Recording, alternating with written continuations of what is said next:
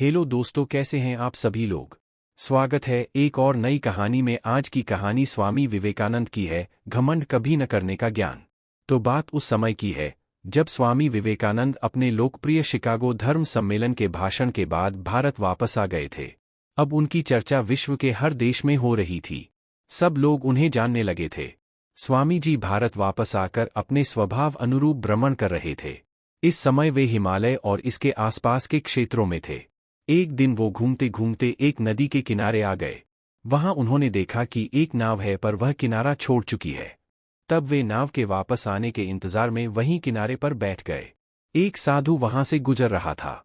साधु ने स्वामी जी को वहां अकेला बैठा देखा तो वह स्वामी जी के पास गया और उनसे पूछा, तुम यहाँ क्यों बैठे हुए हो।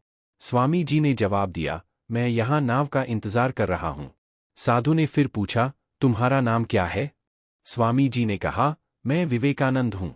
साधु ने स्वामी जी का मजाक उड़ाते हुए उनसे कहा, अच्छा, तो तुम वो विख्यात विवेकानंद हो जिसको लगता है कि विदेश में जाकर भाषण दे देने से तुम बहुत बड़े महात्मा साधु बन सकते हो। स्वामी जी ने साधु को कोई जवाब नहीं दिया। फिर साधु ने बहुत ही घमंड के साथ नदी के पानी के ऊपर चलकर अपनी शक्ति का प्रदर्शन किया। कुछ दूर तक चलने के बाद साधु ने स्वामी जी कहा, क्या तुम मेरी तरह पानी पर पैदल चलकर इस नदी को पार कर सकते हो। स्वामी जी ने बहुत ही आदर और विनम्रता के साथ साधु से कहा, इस बात में कोई शक नहीं कि आपके पास बहुत ही अद्भुत शक्ति है। लेकिन क्या आप मुझे यह बता सकते हो कि आपको यह असाधारण शक्ति प्राप्त करने में कितना समय लगा।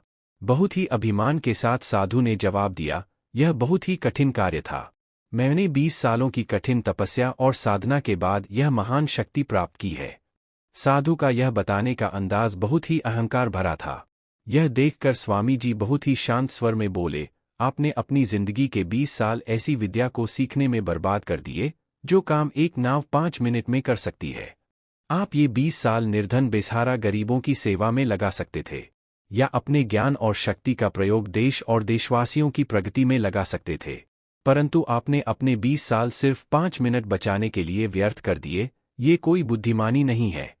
साधु सिर झुकाए खड़े रह गए और स्वामी जी नाव में बैठकर नदी के दूसरी किनारे चले गए। कहानी से सीख।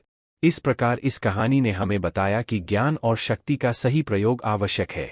किसी शक्ति को प्राप्त करके यदि हम उस पर घमंड करते हैं तो यह मूर्खता है। शक्ति का सही जगह पर सही इस्तेमाल करना ही वास्तविकता में बुद्धिमानी है।